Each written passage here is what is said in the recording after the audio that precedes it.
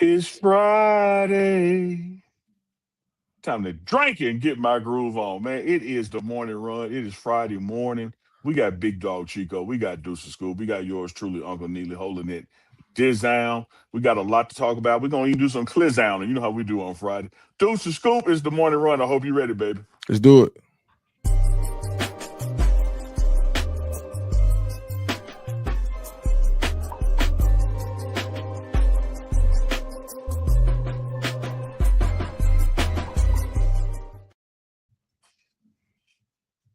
Dukes the Scoop.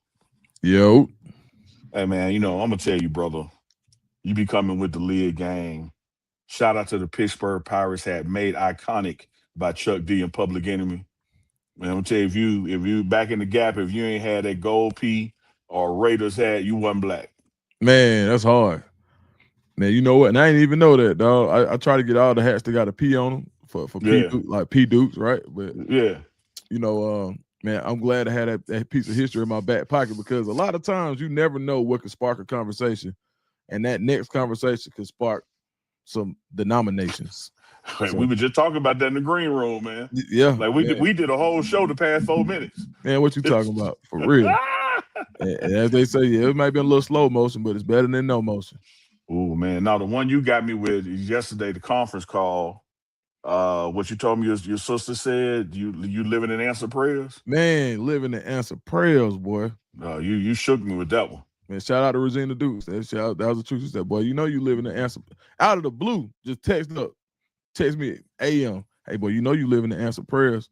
I said, whoo, you right. But let me be That's great. love that dog. Because sometimes, man, when you get to going, right, and you ain't where you want to be, for whatever reason, whether just because it ain't the goal haven't been reached, or you're looking around and think you should be further along than you should be. But one thing you forget to do is look back and really see how damn far you have come. And you be like, damn, man. Like I'm a long way from where I was. Long way, man. Amen. And shout out to her for that. But like she said though, like sometimes, like you said, man, you pray for something, you get it. You thankful when you get it, and then a year or two later, it's like you used to it. Just like that new car. You know, the new car. You wanted that new car, and then in 2 or 3 years, that new car is still the car. It just ain't new, and now that new car smell done wore off, and now you used to it, and it's man, I'm ready for something else. But if you took care of it with the same amount of gratitude that you had on the day you got it, you wouldn't need a new one. Man, I constantly try to remind myself to never complain about getting things I pray for. Man. Like, because when you pray and work for something and get it, there are gonna still be obstacles with it. Then you find yourself like, man, damn, I don't feel like doing this today. You're like, no, 2 years ago, this is exactly what I wanted. I get to do this today, right? Yeah. Not I got to do this, I get to do this. Like this is a blessing. And man, and on that, like that car analogy there, it's the economics, the law of diminishing return. It's like when one of my favorite candy is peanut M&Ms. And you really don't matter what color they all damn taste the same, right? But like them first 10 taste great. Them last 10 is average or mid. Because you done had 30 of them, it's like, man, what this shit whack, man. Right. But if somehow, and that's that challenge out there in the street game and the hustle with that crack. If you could ever get that first high back, boy. Oh man. Don't nothing hit like that first M&M. I mean, you always chasing it, dog. That's what Yes, keep people coming back, man. Man, y'all know what to do if you in the chat. You watching the morning run live. Big Dog Chico in the back producing. He gonna be on. He working on some assignments. We got my man Deuces School from the ATL. Yours truly, Uncle Neely, hold it down in Boulder with a bye weekend for the bus. Still gonna talk some bus football, talk some basketball that's going around as well. But just let you know. Now you got to let us know where you're from. So if you're in the chat, type in where you checking in from, because we love to see where all the views are coming from. We appreciate all the views and support this week. We hopped on Uncle Chico last night, and I know Dukes, you addressed it as well. Big news coming at the end of the day yesterday with AD Rick George announcing at the end of the academic year, which is June 30th / July 1st, he would be stepping down as athletic director and going into an advisory role. Thoughts on the Dukes? part of the game, man. What I've been saying Mhm. all year, man. It's part of the game. I think that's Silk the Shocker had an album called Charge It to the Game. Sometimes you got to charge it, and it's one of those things you got to charge. It's part of the game. You got to charge it to the game. You knew. I know Coach Prime had an idea of this happening. Maybe not the time period. I don't know what he knew about the time period, but I knew he knew that this was coming eventually. So I don't think this has, and Rick George has already said himself, this has no bearing on what on Coach Prime, his job security, or how his job, how long he keeps the job, or anything. This is a Rick George decision about Rick George and his family, and I think that I just know the relationship with Coach Prime and Rick George will loom large. I'm not saying that Coach Prime is picking the next AD. I just know that relationships with, like, they rule the nation. So I just feel like I think Coach Prime is going to be just fine. And I think that's the question a lot of people have is how does this affect Coach Prime? And I just think he'll be fine regardless, without saying too much. Yeah, I agree with that. From the what you started with, from what you ended with, excuse me, that Coach Prime will be fine. Like he quotes all the time in the words of Kendrick Lamar, "We gonna be all right." But there's an interesting dynamic there, in that when Coach Prime was reached out to and wanted and desired to be here and hired to be here. That was all with Rick George. And you've seen the past 3 years the relationship that they have, which started and is primarily based, in that belief, and Rick George believing in Coach Prime. Because let's not get it twisted. Coach Prime had Power Five interviews even before Jackson State. He had Power Five conversations even before Jackson State. And during Jackson State, post Jackson State, it was really Colorado and which is Rick George, that just fully believed in what he could accomplish as a head coach on what's now the Power Four level. So there's a special relationship and bond there, that cannot be replicated, because it is what it is, right? Like that's your guy. That's who brought you in. It's really like Coach Prime and Ashley Robinson back at Jackson State. Ashley Robinson is who gave you that opportunity. They're gonna forever be tight, and be able to communicate.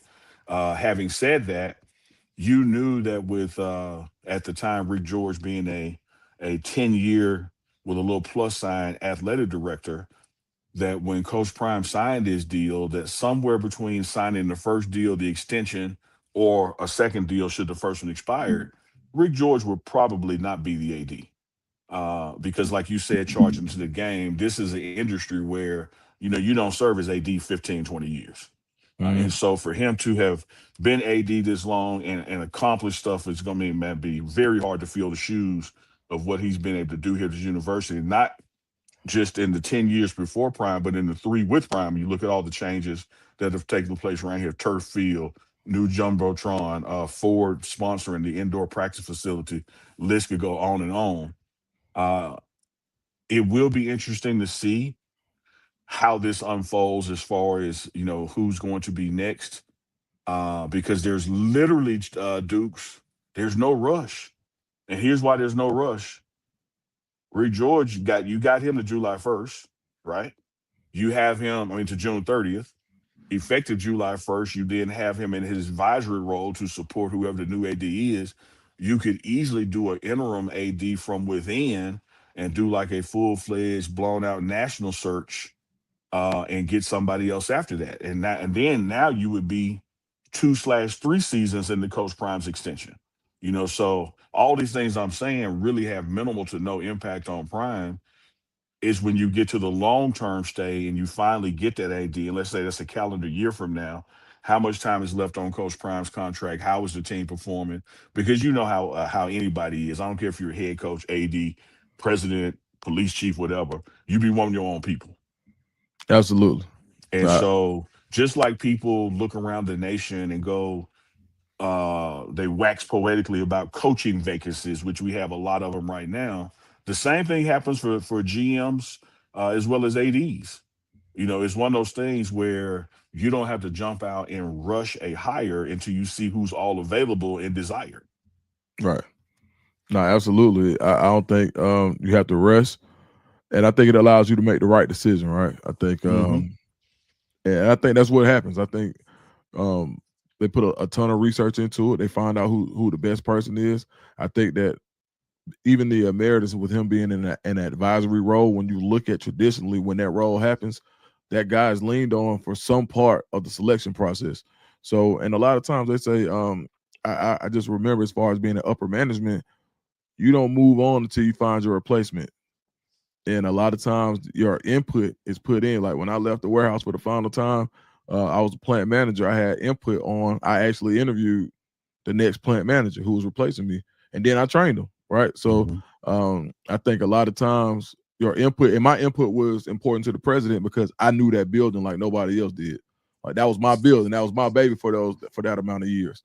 And as being one of the youngest plant managers in the network, they were like, oh, we got to get somebody who gets it. And if Duke thinks they get it, then okay, at least we can mark that checkbox. I wasn't the end all be all, but I did have some influence. And I think Rick George will be in the same position. I think his opinion will be valued when it comes to the next AD selection. I'm not saying he's the end all be all. I'm not saying that he's going to hand select them. I do feel like he will have some type of, and just think about this. I don't think people, I didn't know his resume. Man, Rick George is that dude from whether it was being a part of the Colorado football program back in the day, whether it was, when they were going 11-0 and winning national championships, he was he was a guy in the front office then.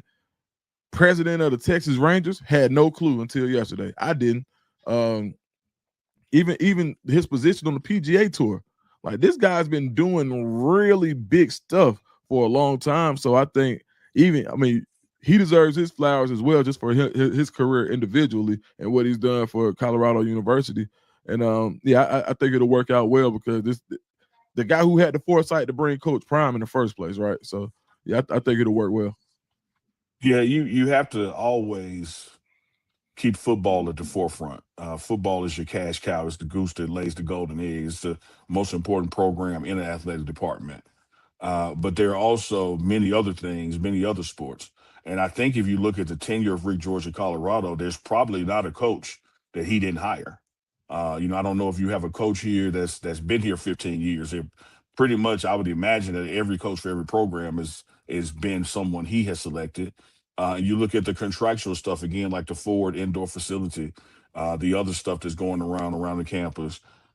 It just shows you the forward thinking to keep him involved, because no matter who's named, even if it's somebody that's already here, what expertise do you have better than him to lean on? Like your example with Warehouse is that, man, why would we push out the dude that got us this far when we can use him in a consulting role, advisory role, to help us navigate some of those issues, and that could be personalities such as dealing with coaches, no matter the sport, or Coach Prime. Like, who better, as time goes forward, like, hey, we got some things we need to work on.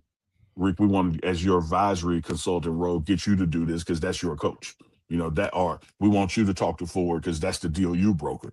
So it just makes sense when you see him listed now in that emeritus status and that consultant status going forward. Like I tell y'all in examples, man, when you watch them war movies and they got that clear case that you got to lift the lid, then hit the button. We not even lift the lid mode. Like, this is not no panic situation, no nuclear situation. As you started off with, Dukes, this is part and parcel to the game. People leave, particularly people who've done it more than a decade. Absolutely. It's just part of it, man. Well wishes into his advisory role, which is kind of like a pseudo retirement. He mentioned his grandchildren, his family. So, man, I'm happy for him, man. And man, I got to tell you, Dukes, you were traveling the day we had him on the morning run. Yeah. And Uncle Chico last night, we played a couple of clips from it. And I asked him, just point blank, and this was early September, like, hey, look, we got this lightning in a bottle commissioner of the Big 12, lightning in a bottle head coach, Deion Sanders. What's Rick George's future, because that triumvirate is working. And when you go back and watch that clip with today's information, like, it's like, oh, okay. Mm-hmm. He didn't say I'm gonna be here forever. He said, he basically was like one day at a time. You gonna play it, man? You say that, Brother George, let me tell you, you're spot on, but just wait 5 minutes, he's gonna flip back to see. Like, it won't take long before Chico goes Chico. That's a I want lie. to. I got. I got to ask you this, AD George. I think we're in this perfect situation. I'm saying this as a fan supporter in the partnership that I have with officially with the university. I don't want to see this end anytime soon, but we got this wonderful commissioner in the Big 12. He has this New York Rock Nation experience. We got this wonderful AD, who's has PGA, Major League Baseball, collegiate experience, and we got this wonderful head coach that you just signed for another 5 years. The big question is, how much longer does AD George want to be AD George? Are you sticking around? Look, I love being at Colorado. I've been here. I just started my 13th year last week. I'm excited about what's ahead. At this point, I've been doing this for a long time, and I'm passionate about this school and our programs and our student athletes. And I haven't put a timetable on anything. I'm still operating under my contract, and I'm very comfortable with that. So no big news today. I'm just making sure that I focus on the now. And the now for me is to ensure that our student athletes are having the experience that we promise, that we have the programs in place for them, that we are putting this university and this athletic department in a position for the future. And that's what I'm focused on. I'm not focused on an end game or what's my future look like. I'm just going day to day and focused on that, and going to continue to focus on that. That was a wonderful answer. Thank you. I appreciate that. I appreciate that. Maybe I can be an A-. That's right. So you heard it there. He was focused on today and said no big news today. And again, it's context at that time, like, oh man, I hear you, good deal. And then when you see the yesterday, you're like, I hear you, Rick. I hear you. Slick Rick. Slick Rick, I love it. But shout out to him, man. Much accomplished career, not just in Colorado sports, but again, like you mentioned, Texas Rangers. I think while he was there, 2 World Series appearances, PGA Championship Tour director. You name it, he's done it in the sports world. So you're gonna probably, I would imagine, Dukes and Runners and Chico in the back with Manny. Somewhere in the near future is going to be something named after Rick George on this campus. Yeah, I mean, if I'm not mistaken, he's responsible for the fundraising that took and oversaw the Champions Center, Champions Health Center. Like, so that's a phenomenal place, right? And so I'm looking at how good it looks. I'm like, dang, I never thought about who was responsible for putting that together. Rick George. Hey, he's that guy. You can't take nothing away from him, man. And so, man, salutations and good luck to him in the future. As we say in the hood, shout out to that guy. Shout out to Buddy. Yeah, that is shout out to Buddy. Yeah, shout out to Buddy. Speaking of Buddy, shout out to Buddy, Manny in the back. Appreciate that clip, Manny. There you got a time-lapse video playing of the new turf going down. Like I said, the Ford practice facility, new Jumbotron. So many changes, man. Again, just in the small 3 years I've been physically around this program, all to the leadership of AD Rick George. So shout out to him. Chico, I got a question when Chico come on and Deuce when you come on. I know you're already on, but question for both of y'all, just y'all philosophical, how y'all look at this thing. Back in our day, before text messaging and tweets, you literally got a thumbtack and put something on the bulletin board.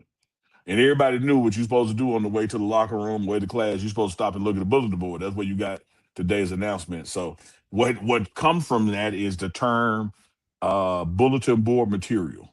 You're only supposed to put material on the bulletin board that's important, that we need to know.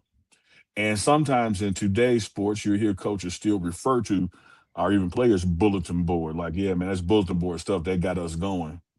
Watching this LSU women's versus Charlotte game the other night, absolute destruction by halftime as well as the end of the game. But it was Coach Mulkey from LSU's comments post-game where she talked about that bulletin board material, and that's what got her team going. What had happened was there were a couple of players from Charlotte who posted a video of them dancing and saying, LSU getting ready to play some real competition now, because this is a time of season where big people play little people and little people get a check. Let's just keep it real. This is November, December. You're not in the conference play. You get on the road. You go play somebody better than you. They pay you, for the tune-up. That is what it is. You have some upsets that happen. School from the SWAC beat UAB the other day. School from the SWAC beat USM the other day. So you have some upsets there, but pretty much it's a one-sided thing when you're in this version of the year. But my question, Dukes, when you're giving maximum effort, how much more effort, or is bulletin board material even a real thing? I think it's a real thing when you have let me say this. When you have the capability to make it a real thing, when you've done enough work, when you're talented enough, when you've trained long enough to make it a real thing, that's when it's a real thing. For example, it was nothing LSU could have said about Charlotte. They could have talked about everybody's parents. They could have talked about their children. They could have talked about the school. They could have said the president sucked. They could have said everything is horrible about Charlotte, and there was nothing Charlotte could have done about beating LSU. All right, no matter what they said. But LSU, for example, could have said, you know what? We could beat them on at 85, but you know what? Let's give them 105. We could press all, we don't have to press all game, but you know what? We ain't coming out of the press till we up 60. We can usually come out after 20. And I think that's kind of, when I think about bulletin board material, you have to have the capability to make it a thing in order for it to be a thing. Because, shoot, man, all right, circle the Dukes. First real fight I ever got in came, I was in first grade. I was 5. Got through watching Rocky IV. Saw Rocky come back. Gerard had been messing with folks at school. I was the guy, and I watched Rocky and didn't know how to fight, and went over there and got whooped. First one. I started 0-1, thinking that, but that was you gonna whoop everybody. I'm watching Rocky. It wasn't nothing I can do with Gerard. Nothing. But at the end of the day, I got on that tough guy juice watching Rocky and thought I was Rocky. No, sir. And so I think from this point, I learned, one, I need to work harder. Got to train in the off season, right? Yeah. And but I also knew that don't let a fictional movie or anything like that, right? Let your butt write a check, so that you can't cash. Let your mouth write a check that you can't cash. So I think that being said, I didn't have the capability to cash in, but as I got older, and I got pretty good with these hands, then I did have the capability where somebody could say something like, "Well, I know, I'm finna go get my cousin," and sometimes I would be the cousin you go get. So I think as you have I think bulletin board goes with ability. If that's the perfect marriage between the two. So I think it can have some type of impact, but you got to be able to back it up. Yeah. I love that, man. I hadn't considered the ability factor of this all. That somehow you got to be capable of the motivation actually motivating you and translating into a skill and translating into points on the board. There's so many times that bulletin board material is straight up BS, but I'm with you that there are times where it does serve as a motivator. And one of the things about it now, like when you're talking about a human endeavor, you really ain't got more than 100%. Like if you're giving your all, there ain't nothing left to give. But there are some circumstantial things that occur. Like this guy on me was talking smack post pregame press conference. This is a situation I typically would pass the ball, but I'm finna back his ass down. Like I know that kind of thing happens, right? But when I look at this LSU Charlotte, and one of the things you said, shout out to Coach Tamika Reed, head coach of Charlotte, who was head coach at Jackson State, who took a Jackson State team down there to the NCAA tournament. And I think it might have been a 7-point game, David almost beat Goliath in that situation. But here, I think that it was used as an extra motivator, because again, this is that part of the season where big teams aren't playing anybody yet. And so here's Charlotte saying to themselves, oh, no, we ain't them. We somebody. Now LSU finna see what it's like to play somebody. And then LSU is like, oh, y'all saying we ain't been playing nobody? Oh, okay. Let me show you what we do when we do play somebody. I think some of the I don't know if Manny got the footage. A lot of technical fouls in the game because when LSU would score, they would be demonstrative towards Charlotte's bench. I think it evolved into a lot of unsportsmanlike behavior, which you don't want to see. Which that's when we can play that clip, from Kim Mulkey talking. It's not copyrighted, but even she addressed like I typically would have benched somebody or called a timeout, but I know what was motivating them to be like that, and so she kind of either pre, post, or during the game fed into it. But like you said, Dukes, it's one of those things where had it been in reverse, Charlotte didn't have the depth or talent to 117 them, but LSU did. And I think it was like a fake motivator. Well, here's with Shiloh Sanders, my dog. Shout out to Shiloh. Shiloh used to call it, nobody know Coach Prime better than his own kids. What Shiloh used to call it was, here come the manufactured adversity. They'd be out there working out, and all of a sudden somebody didn't reach the line. Even though everybody did, and Shiloh like, man, my dad been doing this all the time. I call it manufactured adversity just to get us going. Like even when it's all right, something ain't gonna be right. And so I could see Akeem Morphy telling her team the night before, man, yes, I do. Chick said y'all ain't playing nobody. Right. Y'all gonna let them say that? And then another real world application that I've seen here. There's no doubt my mama raised me to take my hat and my glasses off when I'm talking to people, gave extra motivation to Deion Sanders' Colorado team when they play in Colorado State. There's no doubt about that. For sure. But you could flip that coin over those Dukes. What I thought would have been motivation for the season when Coach Prime came back from his defeating cancer and told his team, and the team was like, man, we got your back, Coach. We're going to win for you. And we ain't won but 3 games. Like, and maybe that motivation was too far ago. Maybe it needs to be like immediate bulletin board material. But every time you claim something motivated you, I got proof that don't always pan out. Yeah, I mean, it's 1,000%. You got to have it in you, man. Like, put it like this: if that, I can't tell God what he was gonna do, but I don't know if David wins that without that sling. That's why he had it, right? So it don't matter what Goliath said or was gonna do. He ain't had that sling, but that sling gave him the ability. It is what it is. We can talk. We can do all the talking in the world that we want to do. Unless you have the ability to do something about it, it don't really matter. Shout out to Gerard. Shout out to Gerard. I don't know where Gerard at. Go ahead, man. Hit play on that thing. We had too many technicals, but I want to give you a little background, okay? They took it real personal with all the stuff that was on social media. And I'll leave it at that. And so they were fired up. With that many technicals, I usually am going to lose it or I'm going to sit you. But it was bulletin board material and it fired them up. And that was too many technicals.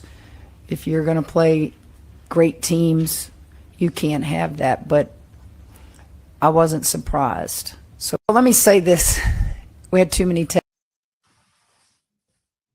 Yeah, and that lower clip, the way that was framed vertically, but that lower clip, you could see when LSU players would shoot a 3 and make it, they would aim it at Charlotte's bench, which is technically you can't in today's sports, even NFL, demonstrate like you got a gun or something.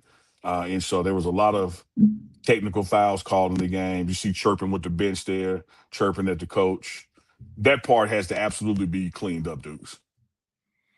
Yeah, but like you said, you got to clean it up. But when you kind of know what's going on, I think they know. I think, oh man, she can do it like that. Oh man, look, shit, like dog, Dukes. I was watching this game, and I was like dog, like this is they in the hood. Yeah, I mean, and was doing not just at the players, doing it at the coaches, chirping like they was whatever it is. Call it fake, call it real, call it manufactured adversity. Shout out to Shiloh. It worked. I tell you what, man, there was a time this year, and I wanted to see if Cam was going to bite on command. And I said, Cam, knock his loose. Yeah. And Cam said, him? I said, yep. He said, he looked around, and he went and when they said hut, hey, not Buddy out. Actually, he hurt him. Not hurt him, but he put it on him. He hurt him. He didn't injure him. He hurt him. Right. And I Big was difference, thinking that, but psychologically, you like you say, you want that. You want to know if that dog you'd rather tell a dog to heel than to bite. Yeah. So I think I got that from you, where you want to see if they got that bite. It's early in the season. You want to see if they got that. I'd rather be able to dial it back than not be able to dial it up. And and I think that's what Mulkey was, insinuating is like she ain't claimed she ordered the code red like a few good men, but she definitely didn't call it off because she know when they play SEC competition in the conference play that they can't have that many technical fouls. You got to play with more control. But I'm going to allow it now. There's times like I've even heard Coach Prime tell players, Jackson State and Colorado, hey, we're going to run this play, blah, blah, blah, blah. And when it works and we score, I got your back on the celebration. Do what you got to do. I don't mind that penalty. Mm-hmm. And I tell you another primism from back in the Gap. Now, this is his Little League Truth Days, right? Okay. He says that when they were about to play a team that everybody said was better than them, oh, y'all ain't going to beat them Prime. Them boys big to y'all, blah, blah, blah. He said he would tell his trenches, defensive linemen, in this example, I want all 5 of y'all to jump offside at the same time, just knock the darn crap out of them. We'll take the penalty. But we gonna change the tone of the game, because we gonna set the tone of the game that they know what everybody been talking about. They finna push us around. They gonna happen. So go ahead, get jump off side, get you a good legal hit in. We'll take the penalty. But everybody got to do it, not just one, not just two. Every down lineman got to get up and do it. I never thought of that. Yeah. And all they did was go undefeated. So I guess. Yeah, they say them boys putting B2A in them truth. Yeah, so we'll see what unfolds the rest of the way. Women's basketball wise. Speaking of basketball wise, Dukes, I know I got to ask you this because you got a 13-year-old in your house. Is this 6-7 shit gonna ever stop? Yeah, everything get old, man. When did this go get old? It has made its way to collegiate sports now. It ain't just little kids. When the score is 65, everybody up on their feet to wait on that 67 point, and they will stop the game because the whole crowd do this. You had a coach call a timeout yesterday when the 67 point was scored, so her players could do it.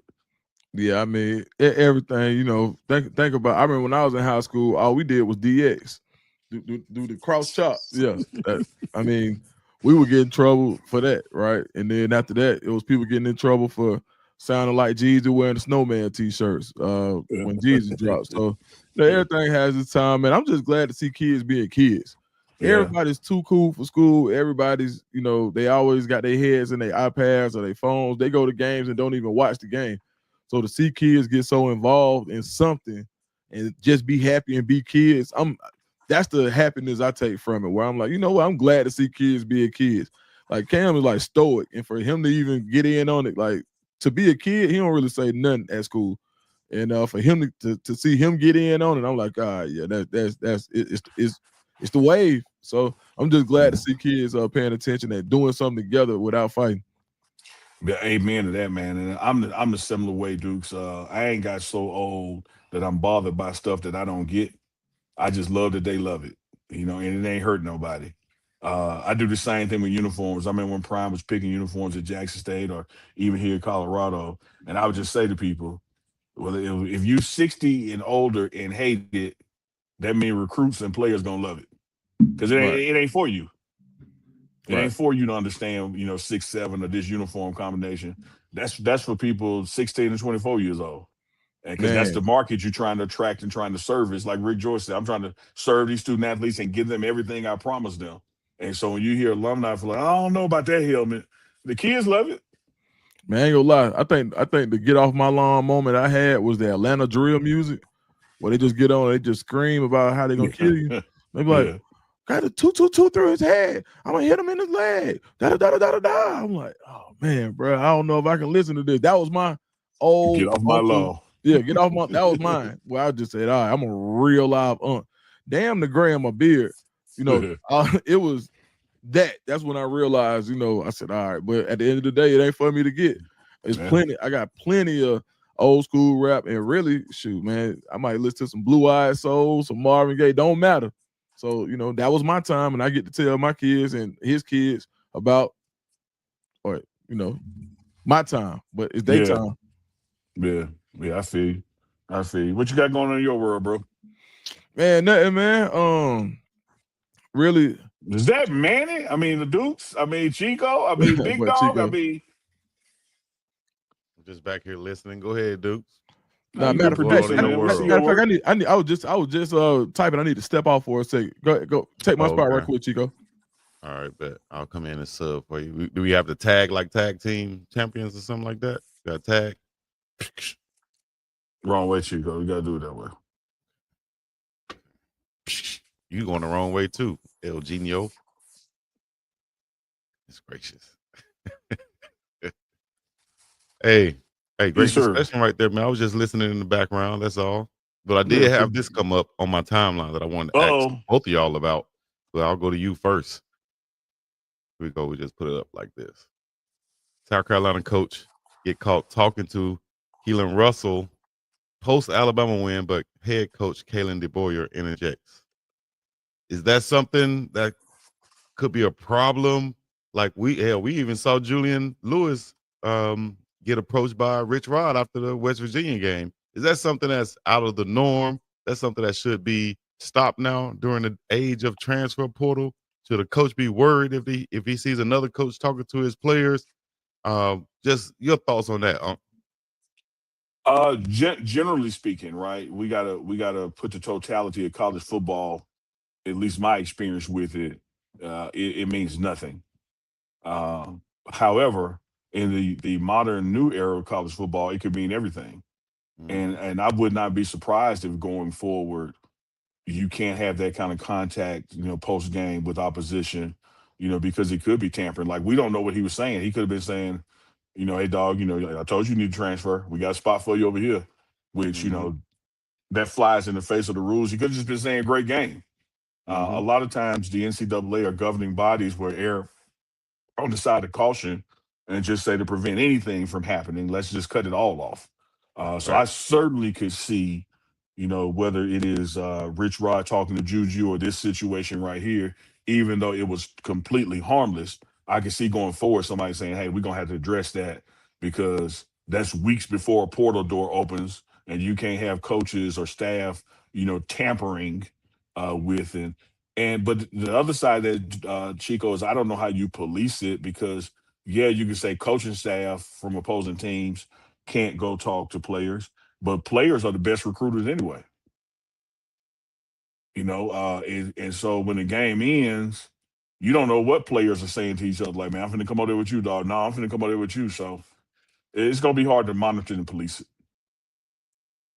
So, because that's exactly what goes on after the game. You got people coming up who might know each other from high school, former recruiter, former teammate, whatever, and they're going to be kind of interacting and talking to each other, and anything could be said right there during that time. That is a good topic though, because you got to think like, what do you say? You tell all of the staff members, hey, you can't talk to a player, you can't congratulate them, you can't talk to them longer than 2 seconds. Like, how are you going to police that? So, man. It could be just on each individual team and how they handle it. Like you just saw Kalen DeBoer do. He could tell his team after the game, listen, don't talk to anybody else. You can shake hands with players, but staff members approach you, go the other way. And we're going to have our staff kind of police that also. Hey, if And I any tell you what, assistant coach or GA see them talking or trying to approach our player, just kind of step in, interject, or see what's going on. I don't know. It'll be kind of hard to do though. yeah, it will be hard to do, but I mean, it's hard to enforce speed limits, but you got signs up and got police out there. So That's we'll right. see what comes from it. I just know that with the portal and reaching out to people too soon, that kind of thing, I can see that kind of ruling happening. It's an interesting that. And I would tell you this, Chico. Again, I don't know what was said. I'm not a good lip reader. With cameras and microphones being everywhere at all levels of college play, you wouldn't know if something was wrong. But I also tell you this: it don't help your case when you cover your mouth talking. Yeah. This, When did that start becoming a thing? I think it became a thing when live televised sports became a thing because You see coaches on the sideline when they call a play, they cover their mouth. Yeah. Hell, you saw Shador talking to Ray Lewis, covering his mouth because I don't want you to read my lips. You see And LeBron doing that so, when he talking to somebody on yeah, the sideline. yeah. A lot of people. Steph Curry post game puts his jersey up over his nose and Yeah. talks to people through his jersey because they could be saying what restaurant they meeting at after the game. You never know what it is, but they know there's always a camera on me, and even if there's not audio, people can read lips. And so, just because this head coach covered his mouth doesn't mean he was saying anything nefarious. I'm Right. just saying that helps. Just That helps justify. They probably shouldn't be talking at all if you got to cover your mouth. or just protecting ourselves from getting, like you said, lip reading. You never know who's watching. Mhm. Or hell, my breath stink. One of those. Yeah, exactly. And I know Never it. know what it is. Yeah. There you go. But governing great. bodies, Chico, exist to govern, and you better believe somebody's out there trying to tinker with this rule or make a new rule because that's what they're there for. Mm, mm, mm. All right. Bye week for the Buffaloes. Mm-hmm. Some people going home. Some people stay on campus. Seem like they might have had a good week of practice in there. Your thoughts, takeaways before these guys are enjoying the weekend and then getting ready to head back to Boulder. Oh no, they've already the people that's leaving already gone. They got Mhm. they got the hell out of there right after practice yesterday. But typical week of practice, nothing jarring or alarming there. Then as far as getting back here on Sunday for the team meeting and a regular week of practice going into your home game with Arizona State, one of the final two games. I think the key is what we have been talking about, Chico, on the morning run, is getting these guys to understand individually and collectively there's still something to play for. When you start off your year, January, February, after losing a bowl game, Alamo Bowl to BYU, and you say, hey, we checked the box on getting Miss Peggy to a bowl game. The next box is Big 12 championship or the season is not a success. Like that was the mantra spring and summer. When you got about midway through the season and you knew you weren't going to the Big 12 championship, but you always had a bowl game as your floor. Now you've fallen under that floor, which could permeate through the team that, well, these last two games don't matter because even if we win them, we're still not going to a bowl game, let alone Big 12 championship. You have to flip that thinking as coaches, staff, and especially players, that there is something to play for. Chico spelled it out, PRIDE, like his coach. Right. You still got that pride to play for. You still want to end this season on a good note going forward. Chico, can I give you a fun? Well, it ain't fun. Can I give you a fact? Yes, sir. About the Coach Prime coaching era, his 6 football seasons as a head coach. We've never won the final game of the season. Mm-hmm. Whether that was Celebration Bowls at Jack State or BYU, the Alamo Bowl, or even a regular season, never won the final game of the season. And so you turned it over to a true freshman quarterback, and that's got you some energy. I think those guys do have something to play for. Play for winning out and setting the tone for spring ball and next fall.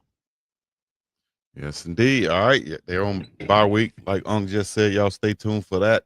No game this weekend, but be prepared for next week and coming back on Sunday. What about Shador Sanders and the Cleveland Browns? I've seen reports out there saying that players on the team are calling for Shador Sanders to be the quarterback as soon as possible. They're like, we're tired of this ish, Ocho. What we gonna do? I don't know. I don't know. Well, I'm sure they exist, dude, Chico, but I don't understand people that don't want to win. Like that's so foreign to me that I can't make it make sense. And so I say that to say I'm not surprised that that's the case because you got guys out there who've worked their asses off to get to the NFL, and they didn't want to work their asses off to get there. They wanted to work their ass to be impactful, to win games, to go to the playoffs, to go to Super Bowls. And here they are seeing a better option on the bench that could get them there. I would hope they're vocal. I'm telling you who I would say it's somewhere between shocked and disappointed, but not surprised at the same time. I saw a couple of clips where the Cleveland media is now flipping and doing more of the nonsense of blaming Shador for Shador not playing. What? Yeah. How is that when this is we all know this is a head coaching call. Like, how So is that let's. being I'm break it down? going to tell you what they said, but I Yeah. have to say now, don't try to get me to explain it because I Okay. absolutely disagree with it.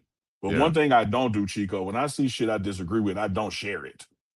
You know, Okay. like. Okay. So I've Okay. seen this clip out there of a sports show in Cleveland, the most popular one that does all the talking, Mm-hmm. and they were having a conversation about that they have come to the belief that the reason why Shador is not playing is because of Shador. And they said because they went through these layers and they said, well, you know, even if you fire they're trying to make it like it's a Stefanski's decision, and even if you fire him, that doesn't mean the next guy is going to put Shador up because they went through a litany of things that didn't make no sense. But what I say is, how is a guy who comes early, stays late, involved in the community, not causing no drama, when he needs treatment goes, buying single mamas cars, like Mm-hmm. how is him not being elevated to an opportunity his fault? I don't get how you can read the tea leaves and come up with that final analysis other than you Man, just let's be asshole. real, man. Let's be real, dog. For one, listen, the Browns are trying to save face on that pick.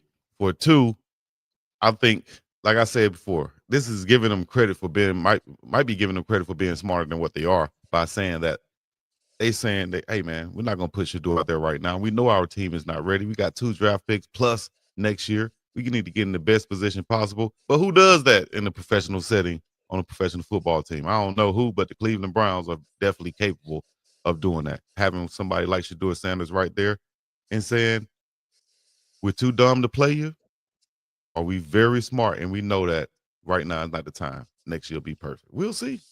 I think the So earliest you yeah, will see him this season is going to be at the end of at the last game of the year. That's the game we'll see. and that all sounds good, Chico, and I'm not knocking what you're saying. You can Mm-hmm. sign my name to it. Here's my pushback though. Mm-hmm. And Rick George said this in the clip we played earlier. He talked about owing the current student athletes what he promised them. Yeah. And so every day that I'm here, that's what I'm working on. Take Shador out of the equation. What about what you owe the other 52 players? That's what I'm saying. Don't you owe them a true opportunity to win? Didn't you Mm-hmm. promise them when you signed them that, hey, this is what we're going to pay you, and this is what else we're going to do to help you be successful on this team? Like when they re-recruited Myles Garrett back, they promised him certain things, not just the money. Like, we're going to do this to get the defense better. We're going to do this to get the offense better. And so you make this thing about Shador and his readiness or the best timing to play him for the future. Sure, get that. But what about the other 52 players on the 53-man roster? See, Don't that's you what have a responsibility to them to make a good faith effort to win ball games? I think that's what we call back in the day face breaking. They're acting like it because they know what they told that man and others. They're acting like it, right? So they can keep these guys playing hard, quote unquote, so that you're not in a position where you injure yourself by going 50% or knowing that you are out here to lose. So you have to face break a little bit, right? That's what I think could be going on right there. Face breaking, dog. We know we told them we're not going to play Shador break to keep them playing. That's it. It sounds like we need to call up your cousin and hit him with the King Kaggle. Probably do. You know, that He might sweeps work. the legs around here. Let's see what the Cleveland offensive coordinator said right here's a clip. Let's see if I can pull this up right here, Bob. Let's see. Shout out to Manny. Jack- And he grades Hey, out man. pretty high. Look, nobody's going to bat 1,000. Dylan's 60% of the passes, you don't see it, you know, and other tall quarterbacks have said the same thing, right? You're playing with big men out there and windows close fast. Just some of the throws that seemed pretty. If it's playing, I can't hear it. Okay. Is there something? Yeah, it's very low. Sorry I think it about goes that. back to the point. I But was just basically, No, he was saying. Sorry, he was saying that 60% of the passes that or the passes that you don't see, like at practice, and what's the quote right there? 60% of the passes you don't see, Dylan grades out pretty high. Nobody's going to be 1,000. Dylan's prep and where he is as a rookie is really well beyond. He's mature that way, is what he said about Dylan Gabriel. And face breaking once again. Yeah. Yeah. At some point, you got to be able to look in the mirror or you got to be able to look at your fan base or your players and say, hey, man, my bad. And that's what they're trying to avoid. Like, so you pick Dylan Gabriel ahead of Shador, which that should not have happened, right? Uh, and then you put yourself in a position because you did that, you have to give him the opportunities before you give Shador his, because that's where the draft pick and the money went from a tier system. But I also think you have reached a data point. There's sometimes, Chico, when you look at how you and I we discuss Colorado Buffalo football, and it's week 1 Georgia Tech, week 2 Delaware. You really don't have enough data points to know what trajectory this particular player is because there haven't been enough reps. When you look at the Browns and now midway through a football season, you have enough data points on Dylan Gabriel to know how much of this can realistically get better. And then can we win with what it is? And you have to honestly say to yourself, okay, is 10% better enough? It's not. Can we win with what it is? We can't. What's our choices? Give the next guy an opportunity. Right. And the next guy may fail too. May. But you have to go again, Coach Prime. Hey, Coach, what went into the decision to put Juju in? Common sense. Right. Like, how many data points do I need to see that even if this next thing doesn't work, I owe this next thing the opportunity because our back's against the wall. He's risen to the occasion in practice. I've seen enough there to know, let me put him out there and see if that's a spark. And if it ain't, guess what we can do? You can always go back. Yeah.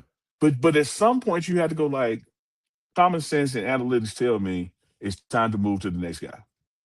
You know what? Let me play the other side right now. I don't think they can go back. I think they know that this is Chico, once they make that change. Okay, let go me ahead, be go ahead. clear. I'm not saying that that in this situation they can. I'm not talking about the Browns. I'm talking about globally when you're doing analytics. Right. Right. If you have 3 options and you've exhausted 1 and 2, and 3 doesn't perform well, 1 and 2 are still there. Exactly. Yeah. It's not like you're going to 4th or 5th or 6th. When Ryan Staub came in and played in Houston, it went back to Salter. Mm-hmm. And so I'm not saying that the Browns are in that position. I'm totally with you. I think that when Shador does get his opportunity, I think he's going to show and prove that it's his job to keep, and you won't have no choice but to keep him because he's going to play better than the other guy did. And you know why the players want this so bad? As far as reports go out there saying that the players want this, I think because they see whatever they see at practice, and part of what they see at practice is what Coach Prime said he needs from his quarterbacks, and which is what makes a quarterback. You got to go out there and make at least 3 plays per game that are just on you, plays that you have made that can extend this ball game or get a first down or keep your offense on the football field. That's what Shador Sanders can bring each and every game. He can improvise and make a play that's not drawn up for you, and that can move you in a positive direction and keep drives going. Amen to that. And let me also add this non-football thing to it. It's called leadership. And now when I say what I'm about to say, folks, I'm not saying Dylan Gabriel ain't doing it. I don't know Dylan Gabriel. I'm saying what I have seen Shador Sanders do. Mm-hmm. I've seen Shador Sanders walk in the locker room and touch and talk to everybody. Mm-hmm. I've seen Shador Sanders go in the cafeteria and walk and touch to everybody. There are some people, Chico, that by the way they carry themselves, not just their physical ability, but the way they carry themselves, you want to follow them. You want to play for them. Yeah. I'm reminded of them old football movies, whether it's The Replacements or, movies like that. But like, hey, man, they just won't block for him because they don't like him. Right. And that's a real damn thing, dog. Yeah, that's a real thing. It is a real thing. And I think at this point, when you look at the miscues, the overthrows, the underthrows, the bad balls, what receiver is going to leave the line of scrimmage with full confidence that Dylan Gabriel is actually going to get me this ball? And that affects how they run their routes. That affects the timing. That affects them wanting to go over the middle and catch that thing because they don't know where it's going to be. They don't know where. Well, here's what I do know. If I go over the middle, I'm going to get hit. Mm-hmm. Don't I want to get hit at least catching the ball versus getting hit and the damn ball over my head? Right. Like they know these things. They're out there with these people. And so there are certain people that when you are around them, you work harder and smarter for because you believe in them. You like them.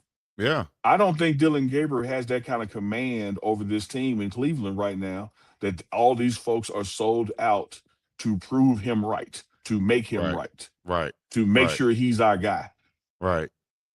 And which is I go back to, dear Cleveland, I disagree with you on Shador, but that's your call. But Mhm. what about your responsibility to the other 52 people on the 53-man roster?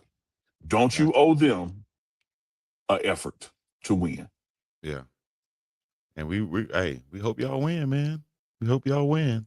But you gotta do the right damn thing by your team, big dog. Gotta do the right thing. Don't leave them boys out there to dry. Don't be out there face breaking, telling them we doing this. You doing that. You know, we see better. We know what's going on at practice, and we know who we want to go behind. Paul, we know who we want to be our quarterback. I just love regional, urban / country dialect. Like, Right. you got face breaking in Alabama. That's right.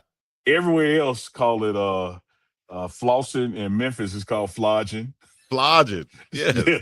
Man, Joey's out there flogging. And you got to be from around it to know what it means. So Chico here dropping face breaking. I know Face some breaking. folks out there like, what the hell are you talking about? There's I some know what you're folks out talking there about, talking Chico. like, yeah, you can't be face breaking out here now. Somebody said, man, I ain't here. That's in 96. Appreciate I think they y'all, call man. it Hey, cap it now. capping now. That's all it is. Straight capping. Kaepernick, capping, cappuccino, all the capping going on. You know what I mean? Unc, shout out to Yo. Louisiana Glenn. He's in the chat right now. He said, Unc, man, y'all come meet up with him and go have some drinks or something. He's in Boulder where it's colder too. All right, I slide in your DM, Louisiana Glenn. I ain't know it's gonna You go throwing like some that, on the but grill? Uncle be there. Yeah. Shit, I'll be there If too. you throwing some on the grill, just holler. Like, I come to you. Should I stay here at this hotel with these two Ty twins, or should I go over there and eat with Louisiana Glenn? I'm gonna stay with the two Ty twins. Okay, well, there's your Yeah, answer right there, Louisiana Glenn. That's an easy call. Now one of them, I'm gonna go. Yeah, but two of them, I'm gonna hit Glenn up. Like, I'm tied up. Tied up. All right, here's a super chat that I can't read behind the orange, but I will try. Oh, you got to, because I can't see it. Man, I got it. Oh, I found out how to put it up Yeah, bigger man. now. Easy. TMF. It says CMF, but should be TMR. I just found out how to make it bigger. That is the call for when Chico is proud of himself right there. I didn't realize I did it till you said it Chico yesterday. told that woman 2 minutes and he gave her 3. And once he finished, he said, he's scared. You got to under promise and over deliver. You feel me? TMR fam, thank you for staying strong regardless. In a season full of noise, you kept the foundation steady. Damn right. That's right. Put your flags high in the sky. Respect to the real ones who never folded. Appreciate you, fold. C-Baby Hey, AI. you can't fold what can't bend.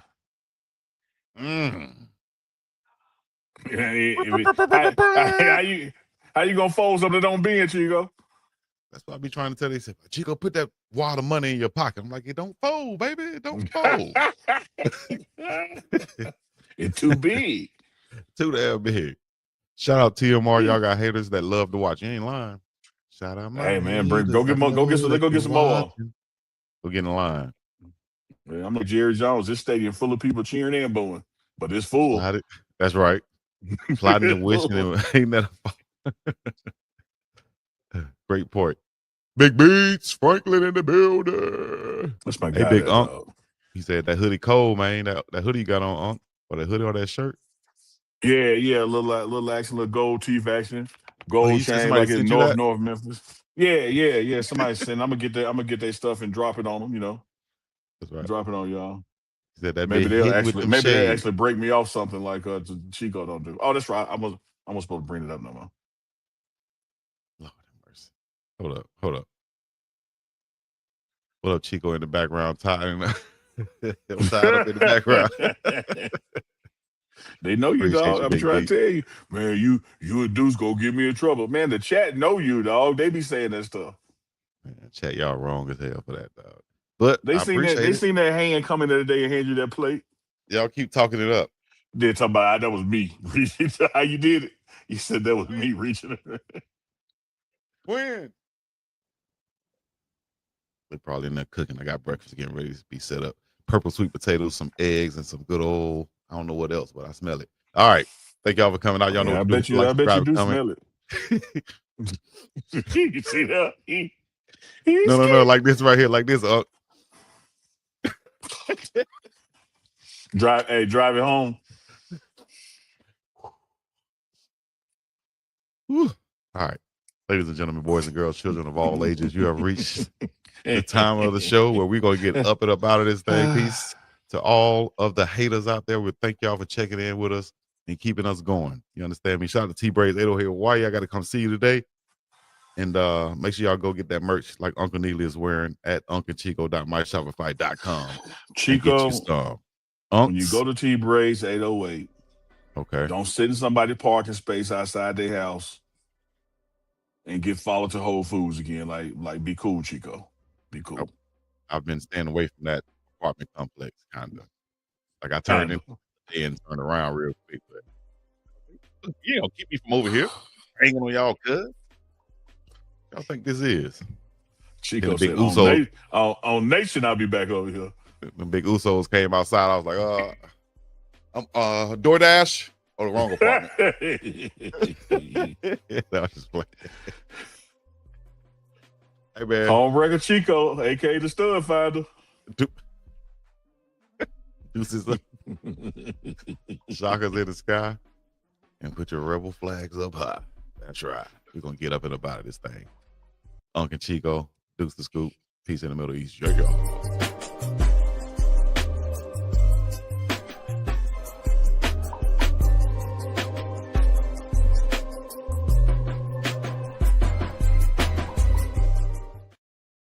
Stud Finder. Stud Finder.